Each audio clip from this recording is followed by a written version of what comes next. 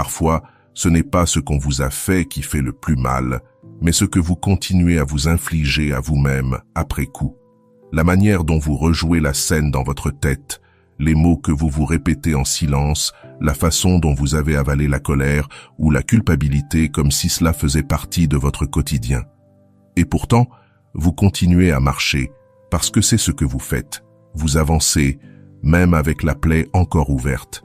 Mais il arrive un moment dans la vie, et vous savez quand ou avancer ne suffit plus. Il faut s'arrêter, s'asseoir avec soi-même, se regarder sans échappatoire et se dire la vérité. Pas pour se blâmer, pas pour se condamner encore, mais pour enfin commencer à guérir. Car garder du ressentiment n'est pas de la justice, c'est porter un fardeau qui ne vous appartient pas. Chercher la vengeance n'est pas une réparation, c'est rester attaché à celui qui vous a déjà blessé. Et se taire sur tout n'est pas de la force, c'est la peur déguisée en maîtrise de soi. Alors, comment faire face à celui qui vous a fait du mal sans que ce lien continue à avoir du pouvoir sur vous? Il ne s'agit pas d'oublier, ni de justifier, ni de nier ce qui s'est passé. Il s'agit d'apprendre à répondre autrement, de vous reconnaître plus grande que la blessure, plus présente que le passé. Et cela, même si ça ne se dit pas, demande une immense force intérieure, une présence émotionnelle, une maturité. Cela demande d'apprendre à se relier à ce qui fait mal sans le laisser vous définir. Il n'existe pas de formule magique pour cela, seulement des chemins à parcourir pas à pas, avec des chutes, des contradictions, des doutes, mais aussi avec de la clarté, des petites victoires intérieures et des pauses lumineuses. Aujourd'hui, je veux vous inviter à marcher sur l'un de ces chemins, non pas comme quelqu'un qui parle depuis un piédestal, mais comme quelqu'un qui s'assoit à côté de vous et vous dit avec respect « Regarde, ceci m'a aidé. Peut-être que cela pourra aussi t'aider. » Nous allons parler de comment gérer ceux qui vous ont blessé, mais pas pour vous endurcir ou vous fermer davantage. Nous allons parler de retrouver votre dignité émotionnelle, votre centre, d'apprendre à vous protéger sans ériger de murs, de cesser de vivre depuis la blessure et de commencer à vivre depuis l'apprentissage. Il y a quelque chose de profondément humain dans l'envie de se défendre quand on est blessé. Cette urgence à répondre, à se justifier, à rendre l'appareil. Mais il y a aussi une grande sagesse dans le fait de rester silencieux. Un silence qui n'est ni passivité ni résignation, mais un acte conscient de soin de soi. Car répondre depuis la blessure fait presque toujours plus de mal que de bien. Tout ne mérite pas une réponse. Toute provocation ne mérite pas votre énergie. Parfois, le geste le plus puissant que vous puissiez faire est de ne pas entrer dans le jeu. Gardez le silence, non pour punir, mais pour vous soutenir vous-même, pour observer ce qui se passe en vous avant de réagir à l'extérieur. Parce que, quand vous parlez sous l'effet de la colère, vous finissez par dire ce que vous ne ressentez pas ou par taire ce que vous vouliez vraiment dire. Alors, la blessure se double, par ce qu'on vous a fait et par ce que vous vous infligez à vous-même en ne sachant pas attendre. Choisir le silence dans ces moments-là, ce n'est pas se rendre. C'est choisir le moment et le ton avec lesquels vous voulez habiter la conversation. C'est vous rappeler que tout ce que vous ressentez n'a pas besoin d'être exprimé immédiatement pour être légitime. Avant de continuer, si tu n'es pas encore abonné à ma chaîne YouTube, je t'invite à le faire dès maintenant. En t'abonnant, tu seras informé de toutes mes nouvelles vidéos, ce qui te permettra de ne rien manquer de contenu précieux. Il existe des silences qui guérissent mieux que 1000 mots, des pauses qui préviennent des guerres inutiles et des décisions intérieures qui ne peuvent se prendre que dans l'espace intime où personne ne parle, sauf vous, avec vous-même. Peut-être ne le savez-vous pas encore, mais le silence conscient est l'une des formes les plus élevées de dignité émotionnelle, car il ne cherche pas à contrôler l'autre, mais à vous reconnecter à vous-même. Il ne cherche pas à imposer, mais à contenir. Et si vous parvenez à rester là, dans cet espace où tout crie pour que vous parliez, mais où vous choisissez de respirer, alors vous découvrez une chose précieuse. Personne n'a de pouvoir sur vous, à moins que vous ne le lui donniez. Celui qui tente de vous provoquer reste avec son propre poison. Et vous restez avec quelque chose de bien plus précieux, la paix. Souvent, vous pensez que si seulement cette personne disait ce que vous attendez, si seulement elle reconnaissait ce qu'elle a fait, si elle vous expliquait pourquoi elle a agi ainsi, alors tout en vous se remettrait en place. Mais, et si elle ne le fait jamais? Que se passe-t-il quand les excuses n'arrivent pas? Quand la conversation attendue n'a jamais lieu? Quand la vérité que vous espériez entendre ne sera jamais prononcée? C'est dans ce vide que le temps prend une autre dimension. Il n'est plus seulement une succession d'heures creuses, il devient une force silencieuse qui agit en profondeur, sans vous demander la permission. Le temps n'est ni juste ni injuste, il est patient. Et parfois, vous ne l'êtes pas. Vous voulez guérir vite, tourner la page sans digérer, comprendre immédiatement, comme si comprendre équivalait à lâcher prise. Mais certains processus ne peuvent être accélérés. Certaines blessures nécessitent du silence, de l'espace et des jours qui passent sans rien d'extraordinaire pour qu'en vous, quelque chose commence vraiment à bouger. C'est naturel d'avoir mal. C'est légitime de vouloir des réponses. Mais quand vous faites de ce besoin une condition à votre paix, vous donnez votre liberté au comportement de l'autre. Et vous vous attachez à ce qui n'existe plus, au récit, à l'attente, au contrôle de ce qui est déjà passé. Un jour pourtant, si vous vous permettez de rester avec vous-même sans exigences excessives, vous réalisez que la vie ne s'est pas arrêtée parce qu'on vous a blessé. Alors que vous attendiez que l'autre revienne clore l'histoire continuait déjà en vous, vous demandant de l'honorer autrement. Et c'est là que le temps, qui semblait cruel, devient un allié. Car un jour, vous vous réveillez et vous comprenez que vous n'avez pas besoin que cette personne vous comprenne pour vous comprendre vous-même. Que vous n'avez pas besoin d'excuses extérieures pour vous pardonner d'être resté là où l'on ne vous respectait pas. Que vous n'avez pas besoin de réponses puisque votre corps, votre histoire et votre conscience vous ont déjà parlé. Et le plus transformateur, c'est que ce que vous perceviez comme une perte se révèle avec le temps être un point de bascule. Cette blessure, qui vous paraissait si injuste, vous a en réalité poussé vers des lieux où vous ne seriez jamais allé si tout s'était déroulé comme vous l'espériez. La douleur vous a changé, mais le temps, si vous le laissez agir, peut transformer ce changement en croissance, en compréhension, en respect plus profond envers vous-même. Alors aujourd'hui, même si vous sentez encore le poids de l'attente, je vous propose ceci: lâchez l'urgence. Non pas parce que cela n'a pas d'importance, mais parce que votre bien-être ne peut dépendre de ce que l'autre décide de faire ou non. Lâchez le besoin que tout s'explique, car parfois, rien ne s'explique.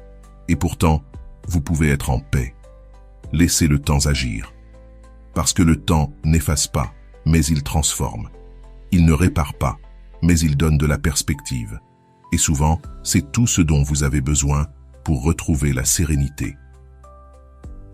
Il y a une sensation subtile qui s'installe quand on agit toujours de la même façon dans une relation.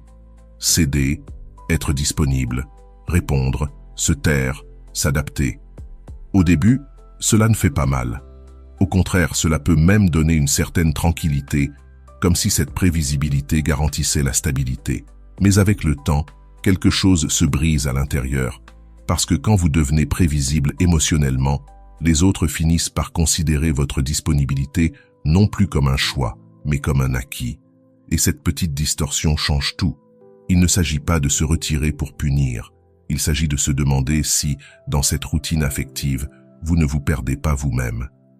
Car quand vous répondez toujours immédiatement, quand vous ne mettez jamais de pause, quand vous dites oui alors que vous vouliez dire non, l'autre cesse de vraiment vous voir.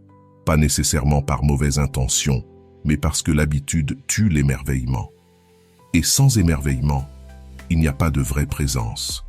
C'est pourquoi rompre la routine n'est pas un geste égoïste, mais un acte de récupération intérieure.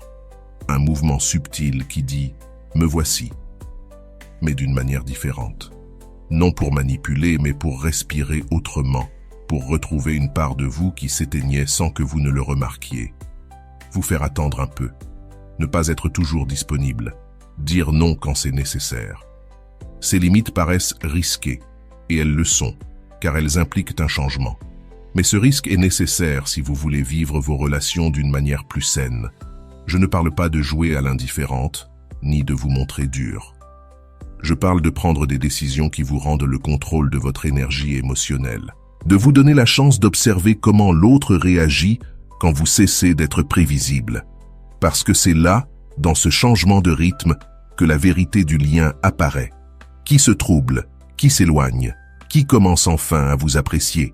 Les habitudes construisent les liens, mais elles peuvent aussi les user si on ne les questionne pas. Vous avez le droit de redéfinir votre manière d'aimer. Pas pour aimer moins, mais pour apprendre à aimer sans vous perdre. Alors demandez-vous aujourd'hui, quelle petite habitude émotionnelle pourriez-vous changer pour retrouver de votre vitalité? Quel geste pourriez-vous transformer? Non pour provoquer l'autre, mais pour vous inviter à rester éveillé dans vos relations. Parce qu'un jour, sans que vous vous en rendiez compte, vous avez tant donné que vous ne savez plus si l'on vous cherche par amour ou simplement par habitude. Il arrive que, lorsqu'on est toujours là, lorsqu'on répond toujours, lorsqu'on cède toujours, on finisse par se diluer. Et ce n'est pas parce que l'autre nous efface, mais parce qu'on cesse soi-même de marquer ses propres contours.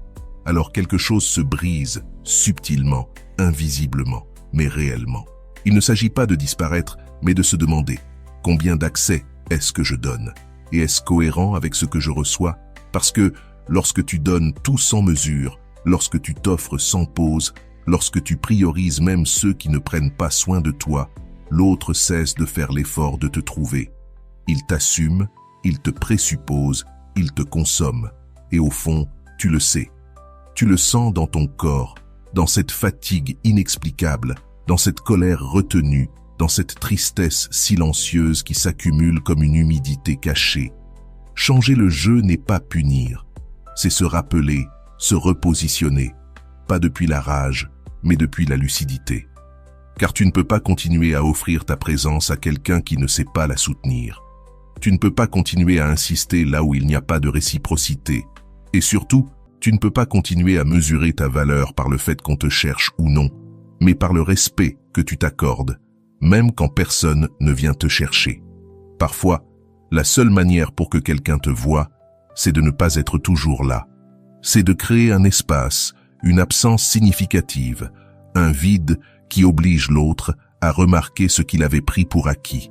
Ce n'est pas de la vengeance, c'est de l'équilibre, c'est de la dignité, c'est de la maturité affective, parce que celui qui te valorise vraiment fera un pas vers toi, et celui qui ne le fait pas restera là où il était. Mais toi, tu n'y seras plus. Si aujourd'hui tu te sens oublié malgré ta présence, si tu sens que personne ne remarque ton dévouement, si tu as du mal à reconnaître ta propre valeur, alors peut-être est-il temps de reculer un peu. Non pas pour fuir l'amour, mais pour revenir vers toi-même, afin que celui qui désire être là le fasse par choix et non par confort. Beaucoup passent leur vie à se justifier, à expliquer encore et encore pourquoi ils ressentent ce qu'ils ressentent, pourquoi ils font ce qu'ils font, pourquoi ils décident de prendre de la distance ou de poser des limites. Mais en vérité, tu ne le fais pas parce que tu le dois, tu le fais parce que tu crains d'être mal comprise. Tu crois que si l'autre ne comprend pas, alors ta décision n'a pas de valeur. Pourtant, il y a des moments où il n'est plus nécessaire d'expliquer quoi que ce soit. Parce que les mots, aussi clairs soient-ils, ne parviennent jamais à ceux qui ne veulent pas entendre. Et continuer à expliquer dans ce cas, c'est comme crier au vent, en espérant qu'il t'enlace. Il existe une dignité silencieuse qui apparaît quand tu choisis le silence. Pas le silence qui blesse, pas celui qui manipule, mais celui qui s'installe lorsque tu décides que ton énergie ne sera plus gaspillée à convaincre quelqu'un de ta vérité. Ce silence ne ferme pas les portes. Il protège simplement ce qu'il reste encore de toi. Car souvent, ce qui use le plus, ce n'est pas ce que tu as vécu, mais le nombre de fois où tu as essayé en vain de faire comprendre ton vécu à l'autre. Dans cette répétition, tu finis par te perdre, parce que ton énergie n'est plus dirigée vers ta guérison, mais vers la validation de l'autre. La véritable guérison commence lorsque tu lâches ce besoin, quand tu assumes que ton expérience a de la valeur, même si personne ne la reconnaît, que ta décision est valable, même si personne ne la comprend, que tes limites sont sacrées, même si personne ne les célèbre. Alors, si tu te retrouves encore à vouloir expliquer pourquoi tu es parti, pourquoi tu as dit non, arrête-toi, respire et rappelle-toi ceci. Tout le monde ne mérite pas une explication, encore moins ceux qui n'étaient pas disponibles lorsque tu avais le plus besoin d'eux. Si tes mots n'ont pas été entendus quand ils t'ont coûté le plus, pourquoi seraient-ils écoutés maintenant que tu choisis de te taire? Ton silence, s'il naît de la cohérence et du respect de toi-même, est plus éloquent que n'importe quel discours. Il ne dit pas « je m'en fiche », il dit « j'ai tellement d'importance que je ne suis plus disposé à me donner là où il n'y a pas d'écho ». La vérité, c'est que parfois, ton esprit retourne sans prévenir au même endroit, à ce souvenir, à cette conversation inachevée, à ce geste qui a fait plus mal que les mots. Et tu te retrouves à revivre ce qui est déjà passé, comme si répéter la scène pouvait changer la fin. Mais le passé, aussi souvent que tu le retournes, reste le même. Il ne change pas, il ne recule pas, il ne répare pas. Ce qui peut changer, c'est ta relation à lui. C'est là que commence la véritable transformation. Parce qu'il ne s'agit pas de nier ce que tu as ressenti, ni d'effacer ce qui a été. Il s'agit d'arrêter de t'installer là-bas, comme si tu vivais encore dans cette scène. Car un passé habité devient une prison invisible. Et cette prison est étrange, elle est familière. Tu connais chaque recoin, tu sais comment elle fait mal, mais tu sais aussi qu'il n'y a rien de nouveau là-bas. Pas d'air frais, pas de présent. Et sans présent, il n'y a pas de vraie vie. C'est pourquoi il est vital de prendre conscience du nombre de fois où tu voyages vers le passé sans t'en rendre compte. Pas pour te souvenir, mais pour te juger, pour t'accuser, pour imaginer ce que tu aurais pu dire ou faire autrement. Mais à quoi bon? Peut-être qu'aujourd'hui est le moment d'arrêter de regarder en arrière à la recherche d'une autre version de ce qui fut. Non pas parce que ça n'a pas d'importance, mais parce que tu ne peux plus rien changer. Ce que tu peux changer, c'est ce que tu fais maintenant, avec ce qu'il reste, avec ce que tu as appris, avec ce qui résonne encore en toi comme une alarme. L'avenir ne se construit pas sur les ruines du passé, mais sur des décisions nouvelles, prises aujourd'hui, dans ta présence. Tu as le droit de dire « Oui, ça m'a blessé, mais je ne veux plus continuer à marcher avec cette plaie ouverte. » Parce que tu mérites de vivre une vie qui ne soit pas définie par ce qui t'a brisé, mais par ce que tu décides de construire à partir de là. Et cela commence en arrêtant de regarder en arrière comme s'il y avait encore quelque chose à trouver. Parce qu'il y a une forme de présence qui devient invisible quand elle est trop constante. Et il y a une forme d'absence qui, au contraire, finit par peser, non comme une punition, mais comme un contraste. Quand quelqu'un cesse d'être là où il était toujours, un vide se crée. Un silence qui dit plus que 1000 mots. Ce silence n'est pas froid ni manipulateur. Il est le rappel qu'une présence ne doit jamais être considérée comme acquise. Car lorsqu'on est toujours disponible, l'autre ne se demande plus pourquoi tu es là. Il t'assume. Et là où il y a certitude absolue, il y a aussi négligence. Pas par méchanceté, mais par habitude. Et l'habitude, quand elle n'est pas interrompue, endort. Voilà pourquoi parfois il faut se retirer un peu.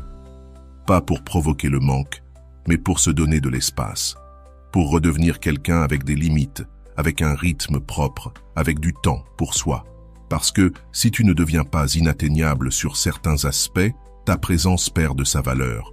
Non pas à cause de qui tu es, mais parce qu'il n'y a plus de différence entre ton don et ton absence. Alors non, il ne s'agit pas de devenir inaccessible. Il s'agit de choisir consciemment où tu es, pourquoi tu y es et jusqu'à quand. Il s'agit d'arrêter de vivre uniquement pour l'autre et de commencer à vivre aussi pour toi. Car plus ta vie est riche, plus tu es occupé à construire ton bien-être, tes projets, ta paix, moins tu dépends des réactions des autres. Et c'est là que commence le vrai changement. Quand tu n'as plus besoin qu'on vienne te chercher, parce que tu n'attends plus, tu vis. Alors, les liens se réorganisent. Certains s'éloignent, d'autres s'étonnent. Et quelques-uns, les vrais, font l'effort de revenir. Mais cette fois, pas par habitude, par choix. Parce qu'une présence précieuse, une présence choisie, est une invitation au respect, à l'attention, à l'intérêt sincère. Et ce regard-là, on ne l'obtient que lorsqu'on a appris à se retirer à temps. Parfois, il ne reste rien à dire, pas parce qu'il n'y a rien à exprimer, mais parce que tout ce qu'il fallait montrer l'a déjà été. Et si l'autre n'a pas voulu voir, insister n'est plus communication, c'est de l'usure.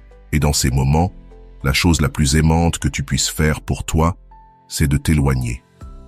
Pas depuis la colère, mais depuis la dignité. Pas pour punir, mais pour te protéger. Parce que certaines personnes n'apprennent pas quand tu expliques, n'écoutent pas quand tu parles, ne comprennent pas quand tu corriges, mais elles sentent, oui, quand tu n'es plus là, quand ta présence, qui était constante, chaleureuse, confiante, se retire. Ce n'est pas avec fracas, ni avec scandale qu'une femme se retire, mais simplement en se mettant de côté. Et ce vide commence à montrer quelque chose qu'aucune conversation n'avait réussi à révéler auparavant, la conséquence réelle de ne pas avoir pris soin de ce qu'on avait.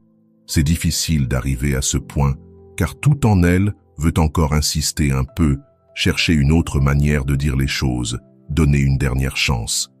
Mais il faut comprendre que si l'autre n'a pas changé, ce n'est pas toujours par manque de clarté. Parfois, c'est par manque de volonté, par absence d'empathie, ou simplement parce que cela ne lui faisait pas mal comme cela vous faisait mal. C'est pour cela que lorsqu'une femme décide de partir, lorsqu'elle choisit de se mettre de côté, ce n'est pas une fuite, c'est une décision mûre.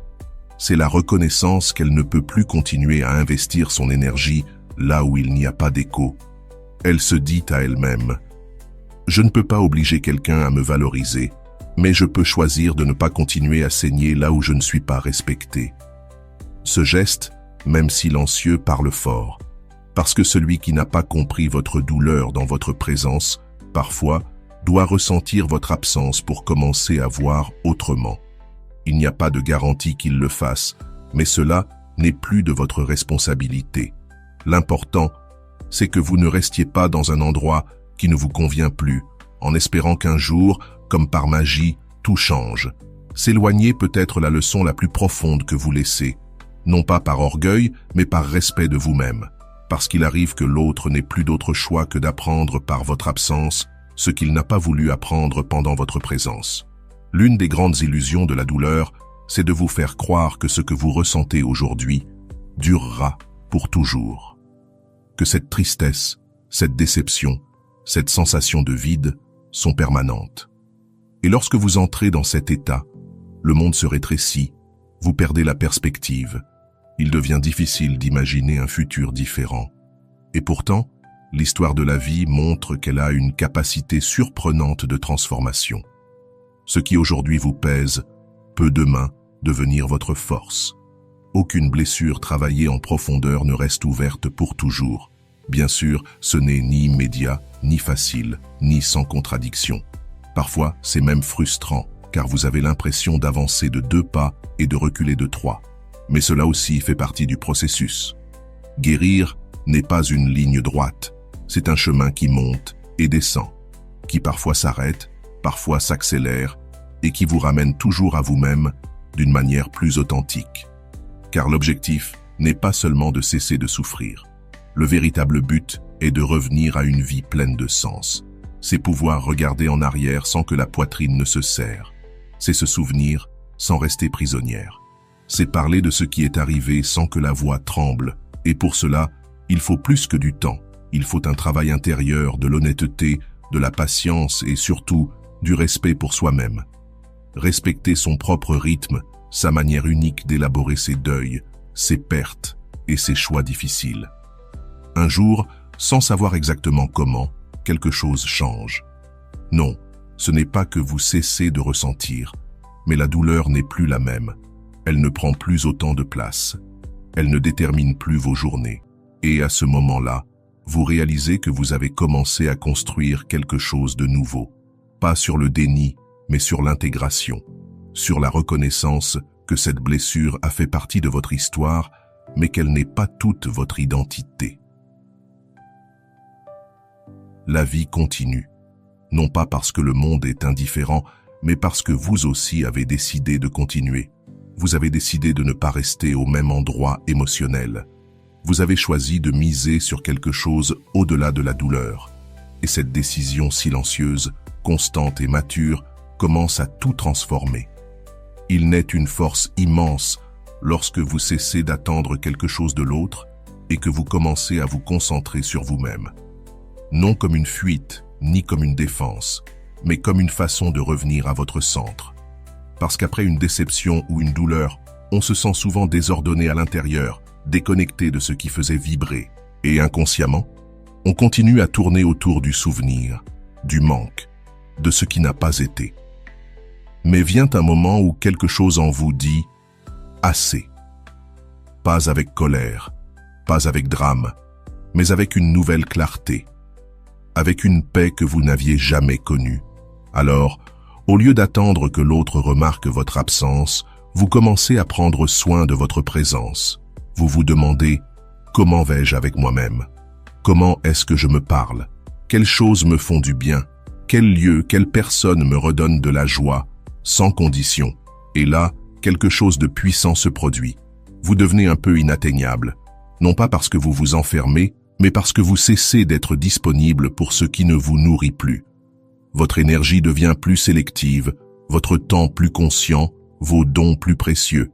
Et cette nouvelle version de vous, plus attentive, plus présente, commence à générer un autre type de lien avec le monde. Un lien où vous n'avez plus besoin qu'on vous choisisse pour vous sentir précieuse, où votre amour de vous-même ne se mesure plus à la présence ou au départ de l'autre. Être inatteignable ne signifie pas devenir inaccessible, mais savoir où ne plus retourner, savoir quelle partie de vous mérite d'être protégée et quels espaces méritent encore votre présence pleine. Car plus vous vous choisissez, plus il devient naturel que les autres vous choisissent aussi. Non par besoin, mais par admiration tranquille, par désir de partager et non de consommer. Alors, si aujourd'hui une femme sent qu'elle donne plus qu'elle ne reçoit, si elle voit que ses gestes passent inaperçus, si elle se demande pourquoi certains liens ne lui font plus de bien, peut-être est-il temps de revenir à elle-même, de devenir un peu moins accessible, non pour se cacher, mais pour se rappeler que son monde intérieur mérite d'être habité avec respect et sens. Et celui qui voudra s'approcher saura trouver le chemin. Car au final, il reste une vérité libératrice, bien que difficile à accepter. Tout n'a pas de solution. Tous les liens ne se sauvent pas. Toutes les blessures ne se referment pas à travers l'autre. Parfois, la véritable guérison naît en soi, dans cet espace intime où l'on cesse d'attendre que l'autre répare ce qu'il a brisé et où l'on commence à construire sa propre paix. Arriver à cet endroit n'est pas un objectif immédiat. C'est un chemin traversé parfois avec des larmes silencieuses, des nuits d'insomnie, des colères muettes. Mais si une femme est parvenue jusque-là, si elle a parcouru ce chemin avec honnêteté, si elle a osé se regarder sans masque, alors quelque chose en elle a commencé à se transformer. Elle n'a plus besoin de toutes les réponses pour être en paix. Il lui suffit de savoir qu'elle a fait de son mieux avec ce qu'elle avait, qu'elle s'est protégée comme elle a pu, qu'elle a été loyale envers elle-même autant que possible, et qu'aujourd'hui, elle peut faire encore mieux.